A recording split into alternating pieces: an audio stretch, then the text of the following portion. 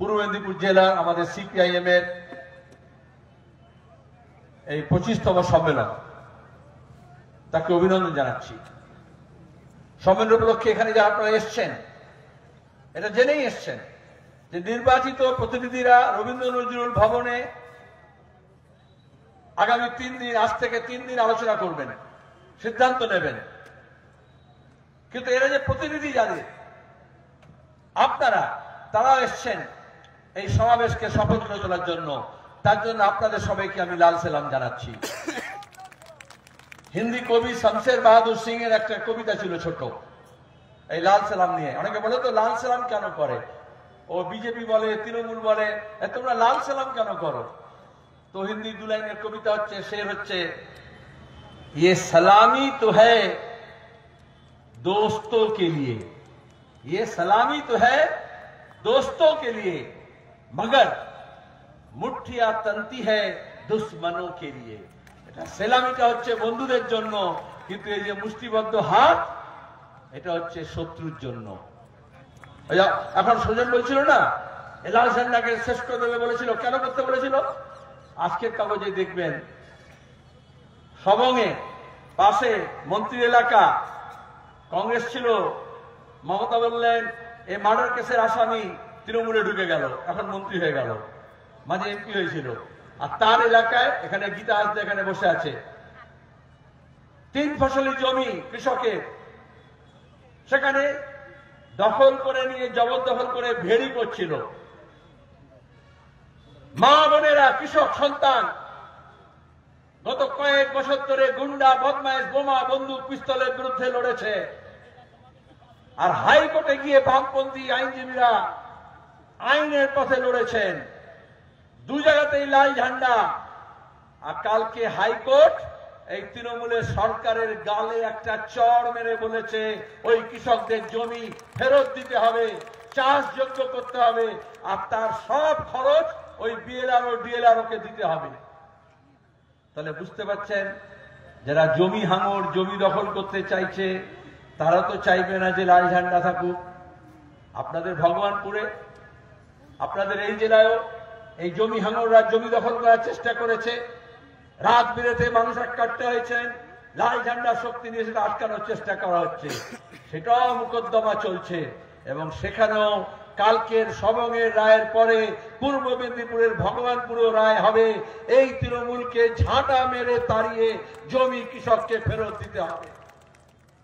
লুটেরা রাজত্ব হয়েছে। তৃণমূল এখানে জঙ্গলের জমি, গাছ কেটে রাস করে দিচ্ছে, বাঁধের জমি, ক্ষেতের জমি দখল করছে, শহরের জমি, পুরসভা পঞ্চায়েতের জমি দখল করছে, লুট। বিজেপি পেছিয়ে আছে? বিজেপি ঝর্ণা, পাহাড়, নদী, সমুদ্রের উপকূল সব দখল করে বেঁচে দিচ্ছে। এদের হাতে ট্রাম বন্ধ করে দিয়েছে, সরকারি বাস বন্ধ হয়ে যাচ্ছে। ওরা ওদিকে রেল, হাওয়াই জাহাজ, বিমানবন্দর সব বেচে লাট করে দিচ্ছে। একদিকে লুট করছে, দুর্নীতি হচ্ছে, কাটমানি, কমিশন, ঘুষখোরি, 2 সরকার। আর এই জন্যই যারা তৃণমূলে চুরি করেছিল, যেই বড় চোর হলো, বিজেপির কাছে চলে গেল।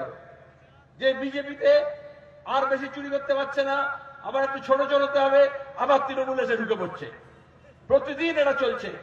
আর এই বিজেপি তৃণমূল একসঙ্গে মিলে বলেছিল, লাল হটাও দেশ বাঁচাও। লাল হটেছে, কিন্তু দেশ বাঁচেনি। তাই দেশ বাঁচাতে হলে আবার লাল ঝান্ডাকে মজবুত করতে হবে। সেই জন্য আমরা এই সম্মেলন করছি।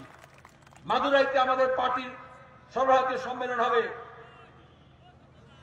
ঈদের পর দিন, তার আগে 1 মাস রমজান। আমাদের রাজ্য সম্মেলন ফেব্রুয়ারি মাসে আমরা শেষ করব, 22 থেকে 25 ডানকুনিতে। আর তার আগে এখানে জেলা সম্মেলন।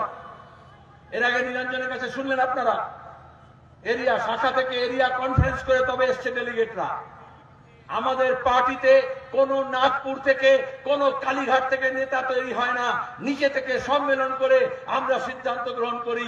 এইটাই হচ্ছে আমাদের আভ্যন্তরীণ গণতন্ত্র। এদেশের গণতন্ত্র, এ রাজ্যের গণতান্ত্রিক পরিবেশ যদি রক্ষা করতে হয়, পুনরুদ্ধার করতে হয়, সেটা বিজেপি পারবে না, কারণ তার নিজের দলের মধ্যে কোনো গণতন্ত্র নেই। বিজেপি কে নেতা হবে, কে নেত্রী হবে, এই এত বড় তিলক লাগিয়ে আর এত জয় শ্রীরাম করে এত গেরুয়া ফেট্টি লাগিয়েও কোনো পার পাবে না। মুসলমান বিদ্বেষ ছড়িয়ে বাংলাদেশ বিদ্বেষ ছড়িয়েও পার পাবে না। নাগপুর যাকে বলবে বিজেপির নেতা সেই হবে, আরএসএস যাকে বলবে, মোহন ভাগবত যাকে বলবে বিজেপির নেতা সেই হবে। আর তৃণমূলের এই ছিচকে চোররা পর্যন্ত কেউ অঞ্চল, কেউ ব্লক, কেউ জেলা, একেবারে গাড়ির সামনে পেছনে সাইনবোর্ড লাগিয়ে দিয়ে তৃণমূলের অমুক সভাপতি তমুক সভাপতি বলে ঘুরে বেড়ায়। কিন্তু ওদেরও নেতার নেতৃত্বগিরি কতক্ষণ? কালীঘাটের মমতা, যেদিন মমতা বলবে তুমি নেই, তখন তার আর কোনো ক্ষমতা নেই। এই যে ভাইপো অভিষেক, বাপরে বাপ কি নাচন কোদন করছিল। এঘাট ওঘাট করে যত লুটের টাকা, কাটমানি, গরু পাচার, শিক্ষক নিয়োগের দুর্নীতি, সোনার বিস্কুটের দুর্নীতি, কয়লা পাচার, সব টাকা এঘাট ওঘাট করে কালীঘাটে গিয়ে জমা হতো। আমরা প্রকাশ্যে বললাম সেই টাকা আমাদের রাজ্যের টাকা, বিদেশি বান্ধবীদের অ্যাকাউন্ট ভাড়া নিয়ে সেই টাকা পাচার করেছে এই অভিষেক ব্যানার্জি। প্রকাশ্যে বলছি, বারবার বলছি। প্রথম যখন বলেছিল মানহানি মামলা করব, 400 পাতার এত দস্তাবেজ পাঠিয়েছিল তার উকিল। আমি বললাম যার মান নেই তার আবার হানি কি করে হবে? মান থাকলে তো মানহানি হবে। আজ পর্যন্ত মামলা করেনি। ইডি সিবিআই সব জানে, কিন্তু যারা মনে করেছিল বিজেপি এসে তৃণমূলকে টাইট দেবে, তৃণমূলের এত দুর্নীতি, ধর্ষণ, খুন, চুরি, রাজধানী, তাহলে বলেছিল বিজেপি আসুক। সেলিম ভাই, আপনারা তো দুর্বল হয়ে গেছেন, তাহলে একটু তাগদা চাই, 56 ইঞ্চি চাই। বুঝতে পারছেন 56 ইঞ্চি কাকে বলে? তাহলে 2014 থেকে 2025 11 বছর হয়ে গেল, 56 এলো, কিন্তু নবান্নর কিছু হলো? চুরি তো বাড়লো, জোর চুরি তো বাড়লো, লুট তো বাড়লো, নারীদের প্রতি অত্যাচার তো বাড়লো। এই আরজি করের কাণ্ড চোখে আঙুল দিয়ে দেখিয়ে দিচ্ছে। গোটা রাজ্যের মানুষ, 2 কোটি মানুষ 14ই আগস্ট রাত জাগলেন। তার মধ্যে 1 কোটির বেশি মহিলা বলল নারীর সম্মান চাই, নাটক ছেড়ে বিচার করো, আরজি করের মাথা ধরো। মমতা ব্যানার্জির মাথা ব্যথা হয়ে গেল। পুলিশ কমিশনারকে দিয়ে, স্বাস্থ্য দপ্তরকে দিয়ে সব প্রমাণ ধামাচাপা করলেন। আর অন্যদিকে বললেন আমি সিবিআই কে দিতে রাজি আছি। হাইকোর্ট সিবিআই কে দিল। আমরা সেদিনই বলেছিলাম 10ই আগস্ট কোন সিবিআই না, এই বাংলার যত অন্যায় অত্যাচার হচ্ছে, যত খুন রাহাজানি হচ্ছে, যত দাঙ্গা হাঙ্গামা হচ্ছে, কোন নবান্ন, কোন 56, কোন ইডি সিবিআই, বাংলার পুলিশ, দিল্লির পুলিশ, ইউপির পুলিশ, সিবিআই পুলিশ কিচ্ছু করতে পারবে না। এই বাংলার ভবিষ্যৎ ঠিক করতে হবে এই বাংলার মানুষকে। এখানকার শ্রমিক, কৃষক, ক্ষেত মজুর, দিনমজুর, মহিলা, পুরুষ নির্বিশেষে, হিন্দু, মুসলমান, আদিবাসী, তপশিলি নির্বিশেষে সবাই যদি এক কাট্টা হয়। আরজি করের আন্দোলন সবাই এক কাট্টা হলো, ওরা ভয় পেয়ে গেল। সিবিআই হলো, কি হলো? মোদি বললেন না খাতা না বহি, যে মমতা কাহে সোসাই। সুতরাং খাতা বইয়ের কোনো দরকার নেই, কোনো প্রমাণের দরকার নেই, কোনো তদন্তের দরকার নেই, কোনো ফরেন্সিক তদন্তের দরকার নেই। আর মমতা ব্যানার্জির পুলিশ রাতারাতি ওই মেয়েটাকে নিয়ে গিয়ে শ্মশানে পুড়িয়ে দিল। বাবা মাকে বললো টাকা দেব, ধামাচাপা দাও। একটা সঞ্জয় রায়ের জন্য আর পিসি ভাইপো মিলে বলছে, আর কোনো খবরের কাগজ বলছে ওই টাকা বেটাকে ফাঁসি দিয়ে দিলে সব ঠিক হয়ে যাবে। আমার একটা পুরনো গল্প মনে পড়ছে, যদি ন্যায়ের শাসন না থাকে তাহলে কি হয়। একজন সাধু বাবা নিজের শিষ্য নিয়ে আর এদেশ ওদেশ ঘুরে বেড়াতেন। তো একটা দেশে গিয়ে দেখছেন খুব সস্তা, 1 টাকায় রসগোল্লা, 1 পয়সা রসগোল্লা পাওয়া যায়, যা কিনবে 1 পয়সা, মুড়ি, মুরকি, দই, রসগোল্লা। তো সেই ছেলেটা বলে, ছোকরা, সাধু বাবা আপনার সঙ্গে ঘুরে লাভ নেই, আমি এখানেই থাকবো, এখানে সব সস্তায় পাওয়া যায়। বলে দেখ ভাই, সস্তায় পেলে কি হবে, রসগোল্লার ভান্ডার হলে কি হবে, লক্ষ্মীর ভান্ডার হলে কি হবে, যদি ন্যায় না থাকে তাহলে তুই কিন্তু বিপদে পড়বি। বলো কুছ পরোয়া নেই, খেয়ে মোটা তো হবো, খাবো তো। এ বলছে না কেউ নাও, খাও যত পাও। তারপরে যাই হোক, তা আমি আর গল্পটা ছোট করছি। একটা ঘরে যে হেলে পড়ছে না কলকাতায় সব, তো একটা ঘর এরকম হেলে পড়েছে, ভেঙে পড়েছে।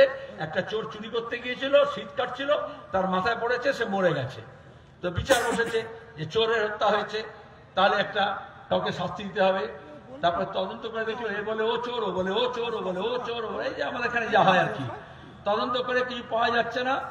তখন শেষকালে বেচারা বললো, ওই যে জল ঢেলেছিল সিমেন্ট বালিতে, আর বৃষ্টি হয় না, মশক আগে জল নিয়ে আসতো ভারী, বললো ওই ভারী বেটাকে ধরো, ও জল ঠিক দেয়নি বলে এই বিল্ডিংটা হেলে পড়েছে, সবচেয়ে গরিব মানুষ। তখন ওকে ধরেছে। তো বেচারা বলছে, হুজুর আমি এত দুর্বল মানুষ, রোগা পটকা, আমাকে যদি ফাঁসি দেন তাহলে দড়িটা তো নিচে ঝুলবেও না আমার ওজনে, তাহলে আপনি বরঞ্চ একটা মোটা তাজা লোককে দিন, তাহলে বরঞ্চ ফাঁসি হবে। তখন বললো, সবচেয়ে মোটা লোককে ডেকে নিয়ে এসো। ওই যে নেয়নি। তখন ওই ছোকরাটা রসগোল্লা খেয়ে 1 পয়সা তো অনেক বেশি ঢোল হয়ে গিয়েছিল, তাকে ডেকে নিয়ে এসে বলছে ফাঁসি দেওয়া হবে। মানে কোনো বিচারের ব্যবস্থা নেই। রাজা চেয়েছে ফাঁসি হোক, একটা ফাঁসি হবে। এইবার সাধু বাবা তো সাধু বাবা, এখনকার মতো ফাঁকিবাজি নয়, আগেকার সাধু। সে ছুটে চলে এসছে, তার শিষ্যকে ফাঁসি দিচ্ছে। বলে, হুজুর হুজুর দেবেন না, দেবেন না। বলে, কেন? বলে, এখন যাকে আমি গণনা করে দেখেছি, এই মুহূর্তে যদি কারোর ফাঁসি হয় সে সোজা একেবারে স্বর্গে চলে যাবে, এই জন্য আপনি ওকে দেবেন না, আমাকে দিন। রাজা বলে, আমি এখানে বসে আছি আর তুমি স্বর্গে যাবে, যদি ফাঁসি দিতে হয় তাহলে আমাকেই দিতে হবে। বলে রাজা নিজের ফাঁসিতে গেল। তাহলে সঞ্জয় রায়কে ফাঁসি দিয়ে কি হবে বলুন? ফাঁসি যদি দিতে হয় কাকে দিতে হবে? আমি কিন্তু বলছি না, নিয়ম মেনে, নাহলে কালকে কাগজে লিখে দেবে, খবরের কাগজে লিখে দেবে যে মুখ্যমন্ত্রীর ফাঁসি চাইছে। আরে মুখ্যমন্ত্রী ফাঁসি চাইছে আর মুখ্যমন্ত্রীর ফাঁসি চাইছে, তার তফাৎটা কি? একটা র, তাই তো? হ্যাঁ, समझदारों के लिए इशारा काफी है। আজকের আমাদের লুট, আজকের ঝুট, আজকের যত অশান্তি, তার মূল কারণ খুঁজতে হবে। যেমন আমরা সিবিআই কে বলছি, আরজি করের মূল কাণ্ড তদন্ত করে খুঁজতে হবে, রাজ্যের মানুষকেও খুঁজতে হবে। জমিয়ত উলামা হিন্দ, জামাতে ইসলামী, আরএসএস, মাওবাদী, এসইউসি, সব রকমের নকশাল, এমনকি কংগ্রেস, তৃণমূল, বিজেপি সব এক কাট্টা হয়েছিল না নন্দীগ্রাম শ্রীপুর পর্যায়ে, আর বলেছিল লাল হটাও। আমরা সেদিনও বলেছিলাম, আমরা কি চেয়েছিলাম? 1 ফসলি জমিকে 2 ফসলি 3 ফসলি করেছি, কিন্তু তারপরেও কৃষকের সব ছেলে মেয়েদের কাজ হবে না। তাহলে স্কুলের প্রসার হয়েছে, যেখানে প্রাথমিক বিদ্যালয় ছিল না সেখানে প্রাথমিক স্কুল হলো, যেখানে প্রাথমিক ছিল মাধ্যমিক হলো, যেখানে মাধ্যমিক ছিল উচ্চ মাধ্যমিক হলো, যেখানে কোনোদিন কলেজ ছিল না কলেজ হলো, ইঞ্জিনিয়ারিং কলেজ, মেডিকেল কলেজ, আইন কলেজ, আর্ট কলেজ, শিক্ষার প্রসার হলো। সেই ছেলেমেয়েরা কাজ পাবে, তার জন্য কলকারখানা করতে হবে। বুদ্ধদেব ভট্টাচার্য চেয়েছিলেন আমাদের বাংলার ঘরের ছেলে মেয়েদের মেধা, বুদ্ধি, তাগত, শক্তি এই বাংলাকে গড়তে লাগুক। আমাদের ছেলে মেয়েরা পরিচয় হয়ে যাবে আর অন্য জায়গা থেকে লাশ আসবে, আমরা চাইনি। অপরাধ করলাম। আজকে দাঁড়িয়ে রাজ্যে কোনো কাজ নেই, শিক্ষক নিয়োগে দুর্নীতি হচ্ছে, মোকদ্দমা চলছে হাইকোর্টে, সুপ্রিম কোর্টে, এ বলছে ওর দোষ, ও বলছে তোর দোষ, কিন্তু দুর্নীতি তো হয়েছে, চুরি তো হয়েছে। যারা যোগ্য ছেলে মেয়ে বাইরে আছে, তারা শিক্ষা পেয়েছে, চাকরি পায়নি, তার জন্য লড়াই লড়তে হবে। কৃষক ফসলের দাম পাচ্ছে না, সার পাচ্ছে না, সার নিয়ে কালোবাজারি হচ্ছে, ক্ষেত মজুর, দিন মজুর, তার মজুরি নেই। এই সব লড়াই লড়ার জন্য সিপিআইএম কে মজবুত করতে হবে। সিপিআইএম মজবুত হলে, এই যে হিন্দু মুসলমান শুনছেন, এই বাংলাদেশের ঘটনা নিয়ে বলুন, সম্বালের ঘটনা নিয়ে বলুন, কত আলোচনা হচ্ছে। চায়ের দোকানে, রাস্তায় ঘাটে সারাদিন খালি হিন্দু মুসলমান হচ্ছে। আরে হিন্দুর ঘরের ছেলে চাকরি নেই, মুসলমান ঘরের ছেলেও চাকরি নেই। স্কুলগুলো যখন বন্ধ হচ্ছে তখন মাদ্রাসাও বন্ধ হচ্ছে। শিক্ষক নিয়োগের দুর্নীতি হয়েছে, মাদ্রাসা বোর্ডও করেছে আর স্কুল সার্ভিস কমিশনেও করেছে। তাহলে তার বিরুদ্ধে লড়তে হলে এক কাট্টা হয়ে লড়তে হবে। পাঁশকুড়ার মানুষের কাছে আবেদন, পূর্ব মেদিনীপুরের মানুষের কাছে আবেদন। এই তৃণমূল প্রথম জেলা পরিষদ পেয়েছিল এই জেলায়, এখানকার মানুষ মনে করেছিলেন একেবারে জেলিঘাম জেলিতে কারখানা হয়ে যাবে, জাহাজ নির্মাণ কারখানা হয়ে যাবে, নয়াচরে নতুন সব কলকারখানা হয়ে যাবে।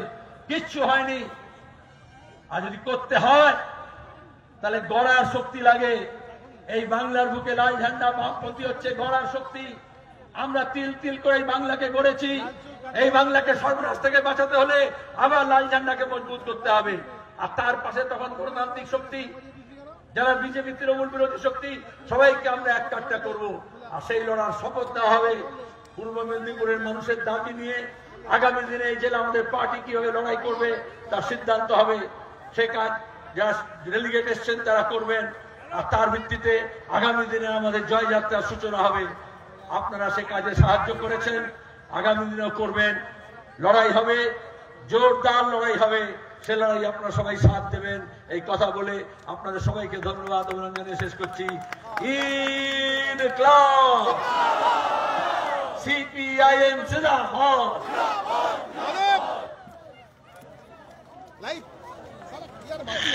কমরেড সেলিম দাকে এবং তার সাথে সাথে